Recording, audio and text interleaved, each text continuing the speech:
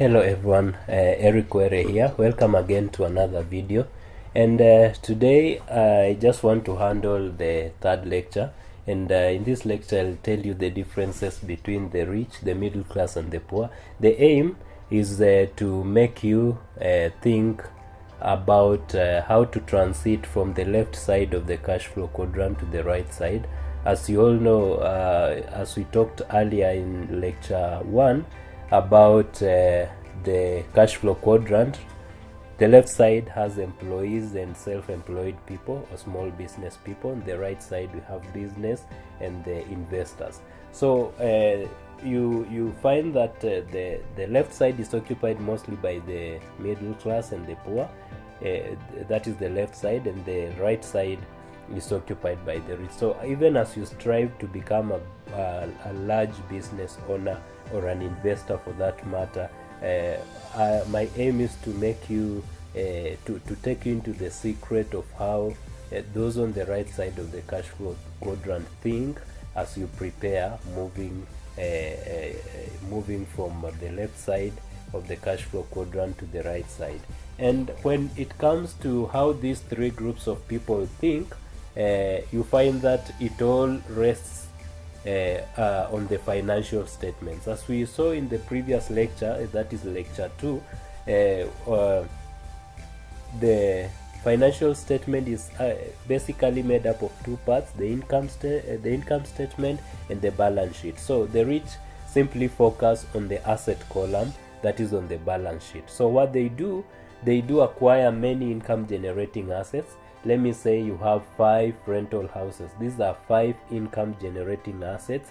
So if I have many income generating assets, the more the number of income generating assets I have, the more I can be able to take care of my expenses and liabilities. That is why most of them can afford to buy a Lamborghini, can afford to buy a Ferrari, anything they want. They can own a private jet because they have many income generating assets financing their expenses and liabilities. So the thing to do, even if you are an employee, is to try to convert your income into assets. So as you save the income you earn, whether it's $10, whether it's $100 or $1,000, you need to save. And then as you save, after let me say a period of a year, you need to be opening up some venture or a business, basically acquiring an asset that will generate more income, more cash flow, as we saw, so that more cash can flow in and you can buy many more other assets to take care of your expenses and the liabilities. So the rich basically focus on buying or developing income generating assets as pictured. And if for example you have a job, you have some sort of an asset, you can save and also focus on acquiring, developing or buying income generating assets. So you find that once the asset column is taken care of, the expenses and the liabilities column will take care of themselves. So that is what they basically do. Let's see what the poor and the middle class do. On the other hand, the poor focus only on the expenses. Why? Because they do not have that much cash. Let me say somebody has a job and they earn maybe $200 per month. You may find that in most cases all that cash is consumed in expenses. They need to pay rent, they need to pay taxes, they need to buy food, they need to buy clothes. So all that cash is consumed. So at the end of it all, they are left with nothing to save. As long as you are not saving, you cannot invest anything because you don't have what to invest. We usually invest money. So if you don't have money, you don't have anything to invest. So that is what happens.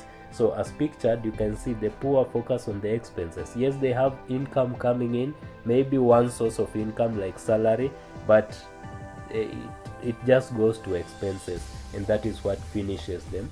And then we go to the middle class. On the other hand, the middle class have maybe a bigger paycheck, so their income is considerably higher compared to the ones of the poor. So you find that for them, they focus on acquiring bigger things, a big house, a big car.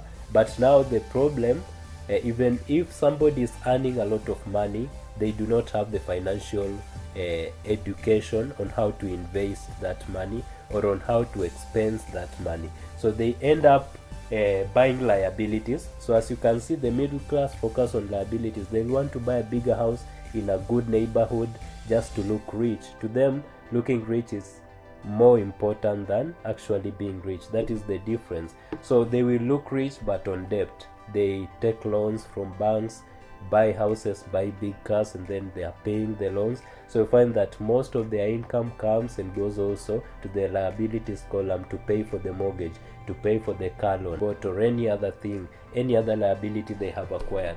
So that is the difference. And now, even as you continue learning on how to shift from the left side of the cash flow quadrant to the right side, you need to start thinking the way the rich people do. They focus on developing their asset column.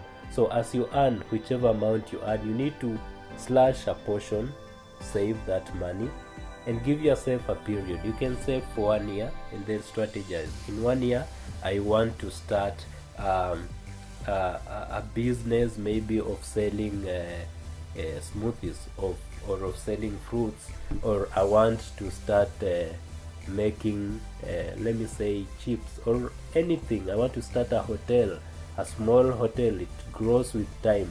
You will be developing another asset that will earn you some income, that will top up the income you are currently earning.